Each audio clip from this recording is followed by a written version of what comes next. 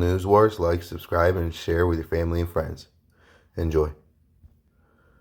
The Freedom Convoy of truckers shuts down one of North America's busiest international border crossings.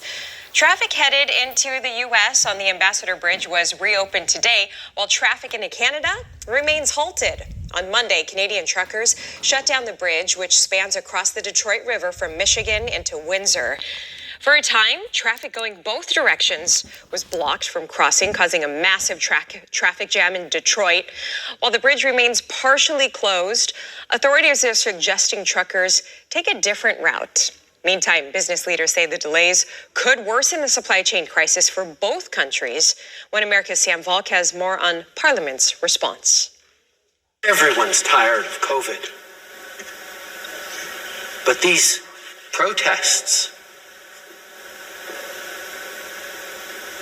are not the way to get through it. Canadian Prime Minister Justin Trudeau comes out of hiding to deliver a speech to Parliament, decrying the Freedom Convoy that has been protesting vaccine and mask mandates in Ottawa for over a week. On Monday, an emergency session of the Canadian Parliament was called, meeting at the Centre Block on Parliament Hill in front of thousands of peaceful Canadian truckers and other protesters honking horns. The honking has been declared illegal, and parliamentarians on the political left have increased the temperature of their rhetoric against the gathering. Jagmeet Singh, the leader of the far-left New Democratic Party, Canada's third-largest party, claims that the point of the convoy is to overthrow the government. He called for the emergency session because he feels the convoy is a foreign threat to Canada's democratic system of government. The intent of this convoy is clear. They want to overthrow the government.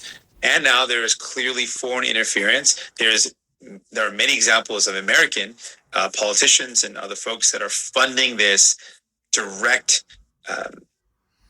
action that is trying to undermine our democracy. However, critics point to the fact that Singh has encouraged Canadians to support the American organization Black Lives Matter, which led to riots that caused billions of dollars in damages and over 24 murders in the summer of 2020 across the U.S. For Trudeau's part, he said protesters taking over capital cities and border crossings across Canada need to go home. According to him, it is not the right of citizens to peaceably assemble if they make others uncomfortable by protesting.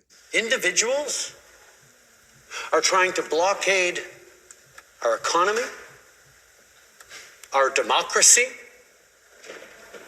and our fellow citizens' daily lives. The people of Ottawa, indeed people across the country, deserve to have their safety respected and deserve to get their lives back. On getting their lives back, people in the convoy could not agree more with the Prime Minister. Their demands are simple and have been from the beginning. They will let Ottawans have their lives back, when normal Canadians everywhere also get their lives back by ending COVID mandates. And despite vociferous and hyperbolic left-wing opposition to the protests in Parliament, the House of Commons is not united in opposing their fellow citizens. Conservative MPs took to the floor of the Commons to say they are sympathetic to the cause of the protesters. Scott Davidson, who represents the Toronto suburbs, says he has had constituents coming to him concerned about what Trudeau's governing Liberal Party would do for a pandemic exit plan. Instead of offering up any plan, Davidson said Trudeau has done nothing but smear the protesters to avoid being held accountable for his failures.